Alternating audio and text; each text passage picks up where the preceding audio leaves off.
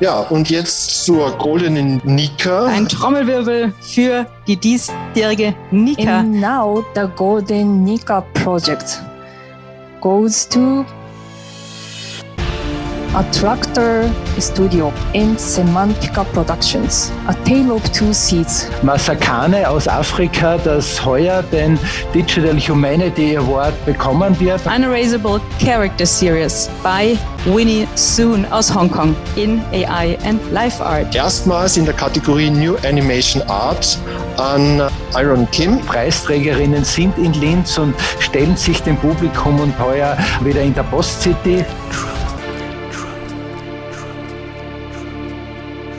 On June 12th, Ars Electronica announced this year's winners of the Golden Nikas. Actually, it was in essence a rather straightforward press conference. Bitte im September sich das alles live anzuschauen. Vielen Dank. A teaser for the festival. So I decided to jazz it up a bit, to give it some of that Oscar night feel. After all, the Golden Nikas are essentially the Oscars of Ars Electronica. And the official ceremony in September, during the Ars Electronica Festival, will stand its ground against any Hollywood Awards night. As part of the festival, there will be a gala evening at the Bruckner House in Linz, held in the Grand Concert Hall. It's an invitation-only affair, and for many of the arts, culture and research sectors, this event serves as traditional reunion, a chance to see and be seen. Everyone congregates in the foyer, wine glass in hand, discussing the festival. What they liked, what they didn't like that much. The concert hall fits its cool 1,400 people, and that's where the speeches, performances, program highlights, and of course, the award ceremony takes place. In addition to the trophy, the Golden Nika, the winners receive up to 10,000 euros. And the award-winning works and pieces can be viewed at the Post City, which is also my destination today. My name is Sarah Grisha, and over the past weeks and months, I've had conversations with artists, researchers, and of course the creative people at Ars Electronica to learn more about this year's festival theme, Who Owns the Truth? Who Owns the Truth? The ENGL Festival podcast for Ars Electronica.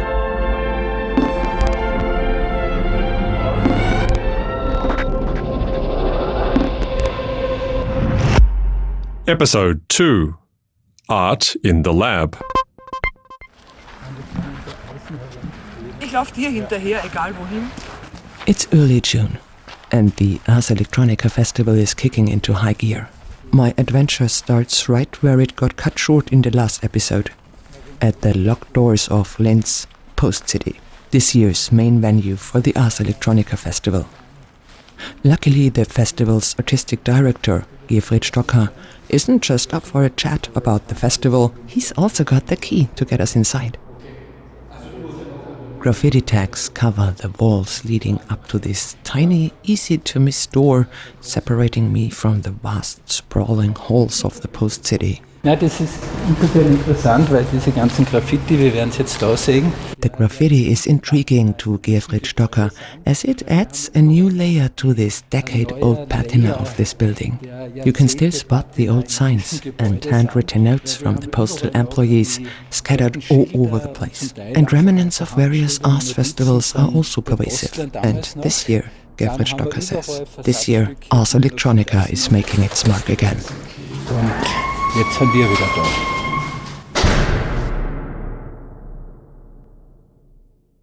It won't be long before these halls are teeming with people. Cleaning, planning, setting up.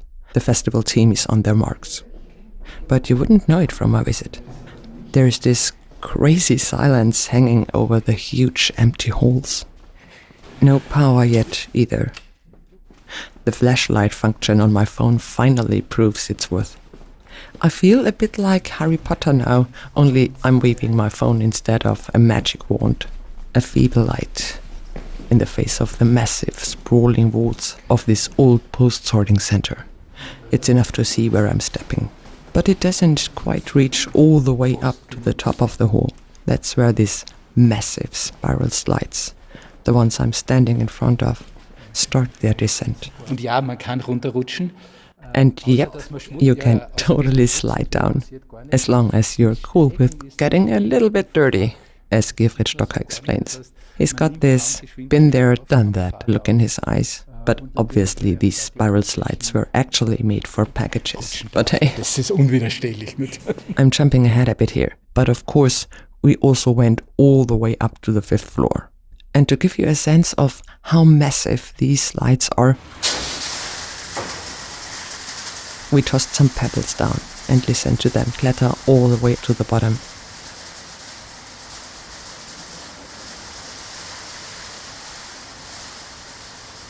The Post City, as the venue for Ars Electronica, provides the perfect metaphor for this intersection of past and future.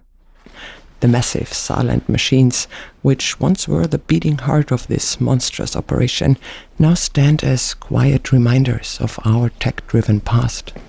And with a festival, past and future crash into each other in a powerful mashup. This blend of eras asks us to take a look back and a leap forward, to dig into where we've been, to rethink where we could be heading, and to wrestle with the big questions that frame our relationship with technology. Who owns the truth? I shout in the empty rail hall. The former terminal station for trains to load and unload packages very many times served as a concert hall, Gerfried Stocker explains, as he remembers past festivals. Und das ist am Ende eine großartige, fantastische Akustik, wo wir eben großartige Dinge mit dem Bruckner Orchester gemacht haben, Bruckners 8. The Bruckner Orchestra was playing here, and at the big moment of the piece, the main gate swung open and a diesel train rolls in, tooting its horn. Another time there was this huge industrial robot right in the middle of the orchestra. Its AI was crunching the notes, figuring out the music. And the robot was basically dancing along, molding its movement to the rhythm of the music. Und dann an die Musik sich anschmiegen, zu tanzen und zu bewegen begonnen hat.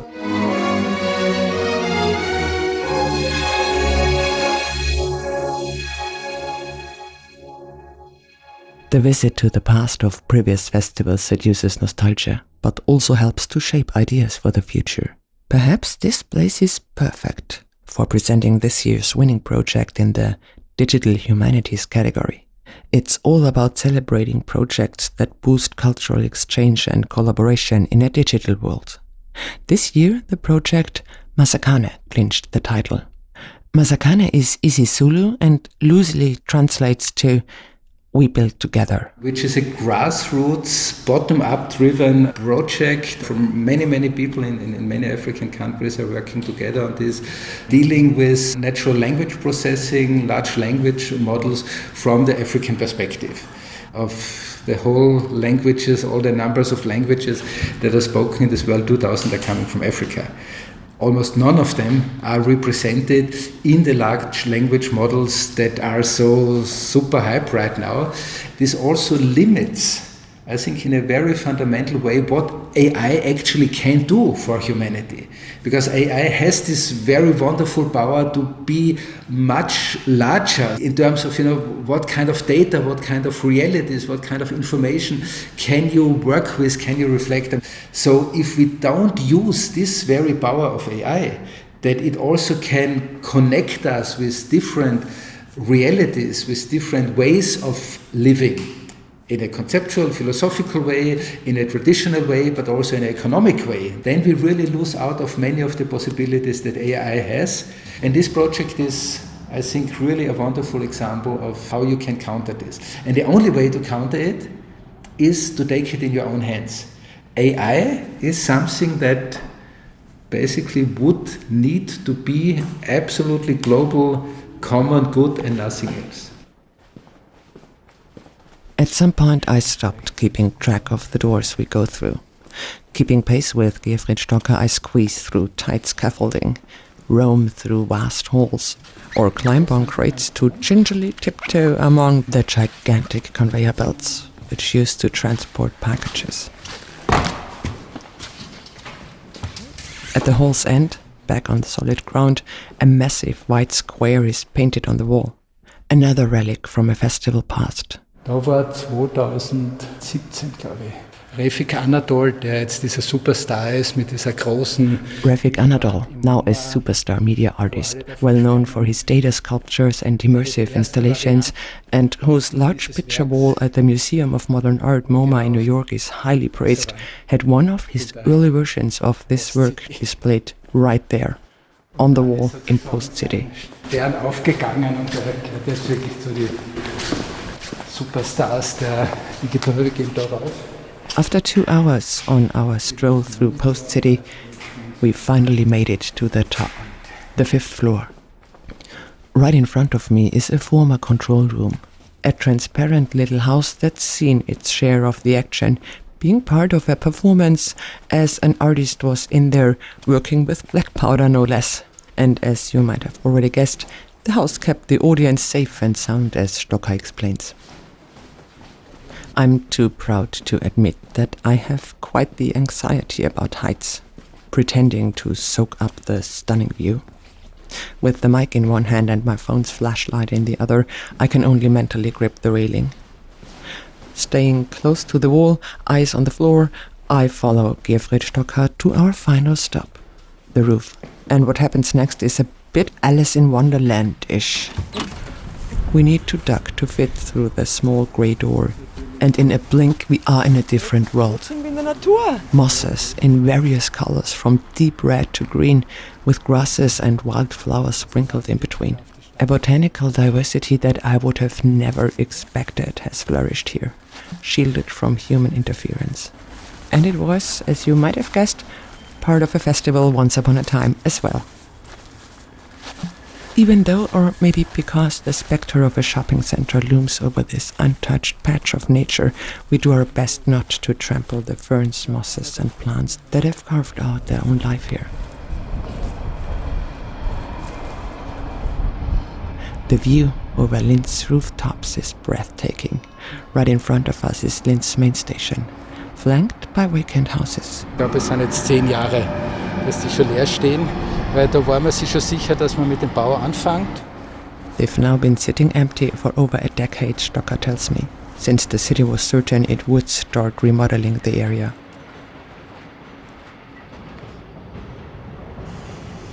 And then we both just stand there for a while, taking in all the impressions. Also ich mag den Blick sehr gern. Du bist mittendrin und trotzdem sozusagen über den Dingen. We are right in the middle of the city, yet above it all. From the post-city roof, the theme of this year's Ars Electronica Festival, Who Owns the Truth, gets a whole new perspective. The expansive landscape, shaped by technology, culture and unused space, reveals how winding and complex the search for truth can be and underscores the importance of tackling today's big questions from different angles. From the festival folks to the creatives showcasing the work to the visitors, everyone brings their own version of truth and shapes the collective dialogue through their interactions. Of course, there's also gatekeepers, companies that own infrastructure or, for example, social media platforms. They have the power and the ability to pull all the digital strings, influencing perceptions and shaping opinions. And that's what the next part is about.